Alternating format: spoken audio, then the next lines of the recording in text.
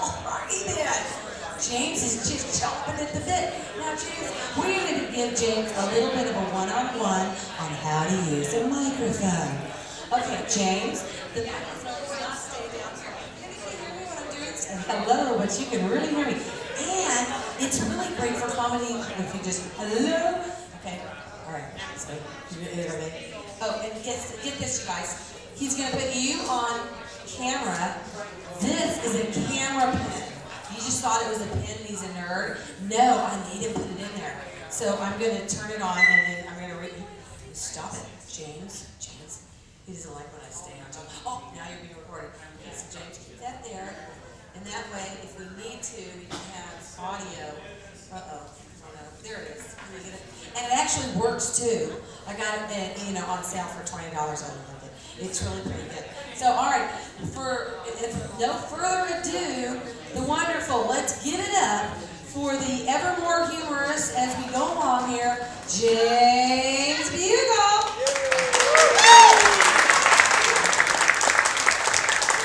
Well, I'm glad to see that at least half of you are still here. I take that as a good sign, notwithstanding the ghost of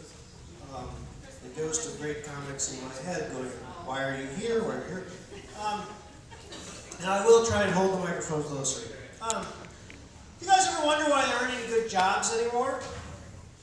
Well, you can't hire anyone full-time unless you buy them a Cadillac health plan.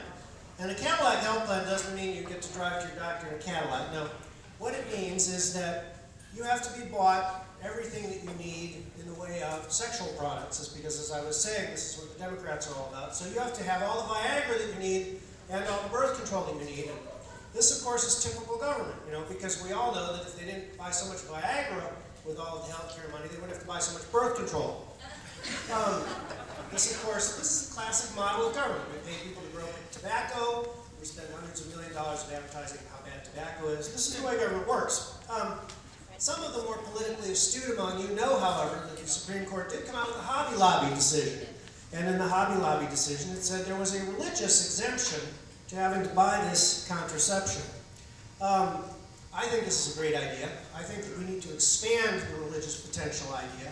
I think if I were an employer, I would invent a new religion. Guess what I would call it? I would call it the Church of Full Employment. Okay? The Church of Full Employment is simple, all right? You hire employees, you pay them, and they buy their own health care. Simple, huh? Can you imagine that? I mean, that would be shocking. That would be like the freedom to take your school taxes and pay your tuition, whatever school you wanted. Can you imagine that? The progressives' heads would explode. But getting back to that Supreme Court decision, the Hobby Lobby people didn't have to provide the birth control for their employees, and my opponent, Earl Blumenauer, took this very seriously. He was so serious that he immediately went on Twitter, which, as you know, is the forum for all serious politicians, and he declared that the decision was a blow against women's reproductive freedom. Now, let me get this straight. If we don't buy women birth control, we are interfering with their right to reproduce. Does anybody see anything wrong with this? I mean, I thought the purpose of the birth control was that we were supposed to be sort of able to have fun without reproducing, but I don't think my opponent gets this. I don't know why, but I think really, of course, what's going on here, we all know. The Democrats' point of view, you know why, okay. The Democrats' point of view is if you're not paying for my fun, then you're interfering with my freedom. That's part of the queer justice world. Very important part of the queer justice world. We don't have laws to protect your rights and your property. We have laws to take your property away to buy sex toys for other people. To return to the question of unemployment, we have an answer from Obamacare. We're going to create a lot more jobs, and the way we do it is we tell people that they don't have to buy all these Cadillac plans if they will hire part-time people instead of full-time people. Presto changeo, we've got twice as many jobs. We have lost 500,000 full-time jobs last month, but everything is bright and rosy in the queer justice world. Why else is there such high unemployment? Do any of you remember as children being told the tale of the troll under the bridge? You know, you want to go across the bridge and this troll comes across, demands that. Well, that's the model of modern government. You find something that people want to do and like to do, and you stand under the troll and you say, you don't have a license for that. pay up. So for example, imagine that you wanted to start a business braiding people's hair for them, okay? You want to open up, say, Leroy's hair braiding salon, right? Nope, now we've got the job police, okay? We have a report of wild and uncontrolled hair braiding going on here. That's completely illegal. You have to spend $17,000 going to 17,000 hours of school and be a certified hair braider. That's the way it works in all the professions now. You used to be a nurse's assistant, you weren't an assistant to nurse until you knew what you were doing. Now, 17,000 hours of school, certification, and nobody can have any jobs. That's why everyone wants to sit around and just get welfare now, because they don't want to deal with the insane certification trolls. Why else don't we have jobs? Well, here in Oregon, we know one big reason is environmental restrictions. We can't have a wood products industry anymore because you can't cut down trees, because everybody knows they don't grow back, right?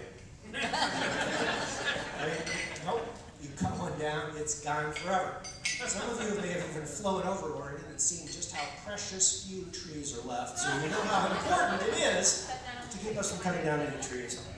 Now, there is light at the end of the tunnel. My opponent has the answer for all this. It's the answer to all your problems. We don't need jobs. We don't need full employment. This is simple. We're just going to legalize marijuana, and you can get high all the time and not have to worry about it anymore. Don't need a job at all. I do want to give credit where credit is due, though. His position on this reminds me of the old French proverb, even a blind pig finds an acorn now and again. So I want to say that I think our is right. We shouldn't be filling up our prisons with all of these nonviolent drug offenders. We should be filling them up with the Wall Street bankers instead. It used to be that the racketeers had names like Gotti or Lucchese or Genovese, and now it's like J.P. Morgan, Wells Fargo, Citibank, fraud, money laundering, whatever you talk about, they do it all the time. I mean, imagine if this rule applied, if the rule of law that applies to Wall Street applied to ordinary bank robbers, okay?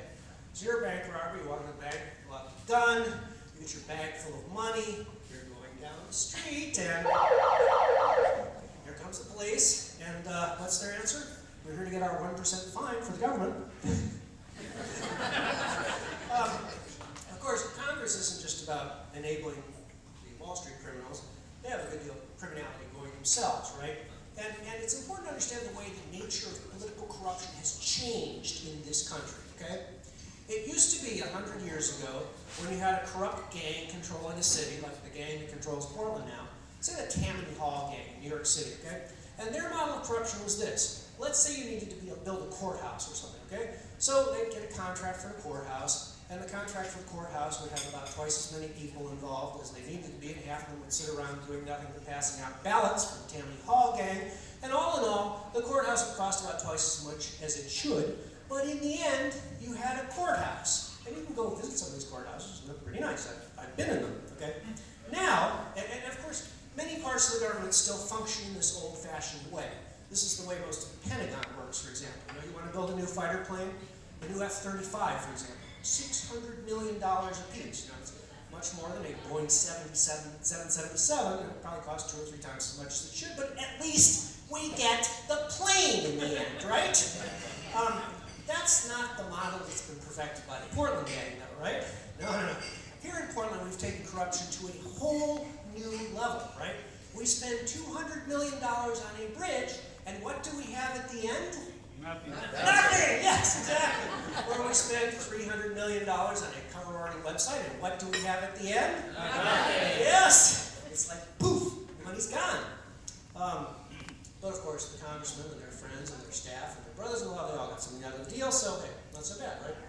I mean, if there were a corruption Olympics, if we could root for Team USA, we'd be like the champions of the world, no problem. President Obama, the gold, Attorney General Eric Holder, the silver, Harry Reid, the bronze.